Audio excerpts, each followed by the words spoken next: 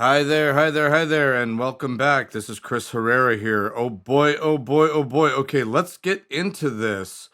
Okay, so I just want to take a minute here and discuss which plugins will be featured here in this series.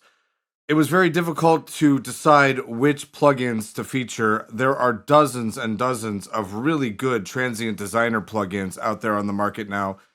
But I decided to try to go all the way from free plugins to stuff that's more in the middle in terms of price, and then up to a couple pricey ones, just to give you an idea of the range of things that are out there and to show their overall effectiveness and various strengths that they all have. Now, remember, just because one is inexpensive or expensive doesn't necessarily mean that it can't work better than a fancy one. And conversely, just because it's a fancy one doesn't mean that it's going to sound better than a free one. So, just very, very quickly here, let's take a look at some of these. This is Flux Bittersweet. It is a free plugin. I think we're going to start here because, first of all, it's free. No reason not to get it. And I think it really gives a very strong overview of what a transient designer plugin can do. Okay, next, we're going to look at the SPL Transient Designer. This one has probably the most rich history out of all of the transient designers. It was the beginning of it all in terms of being a piece of hardware, but it also is just a two knob little dude that just goes completely haywire when you need it. Next, let's talk about one of Logic's hidden, most powerful little secret weapons, the enveloper. This isn't necessarily always regarded or labeled as a transient designer plugin, but I assure you, this thing packs a serious punch once you get it going.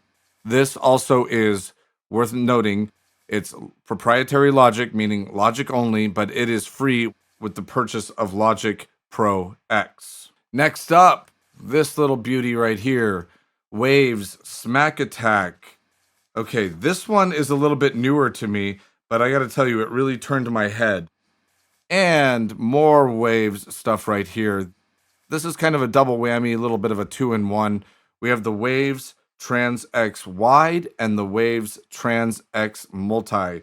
This is probably my go-to, really, when all is said and done. They just got it right the first time, and it's a little bit of an older plugin, but the thing just never lets me down. However, given the amount of different options we have these days, there's no reason not to explore, but this will do the job. And we'll get into the difference between what wide means versus multi.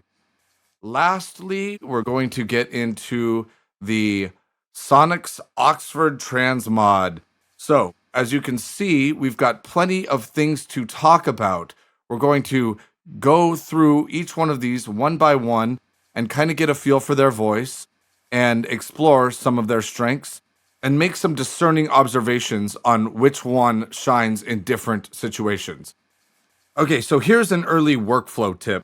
I'd like to point out that in my own productions, I often will go through 2 or even 3 of these plugins until I find one that is perfectly appropriate for the source material that I'm trying to process.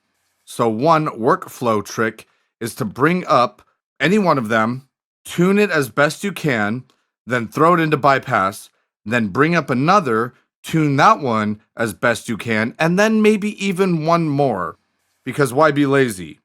Then go back and A-B them, ABC them, if you will, to see which one does the job best. Again, depending on the source material. There's no rhyme and no reason. Sometimes one will function best, sometimes another one will function best. But it's good to be patient and try a couple of them out, especially if you're learning their voice and trying to figure out their functions, say, on a vocal or on a snare or on a kick, any number of different things. After you do that, don't forget to drop them out of solo and audition them in the mix.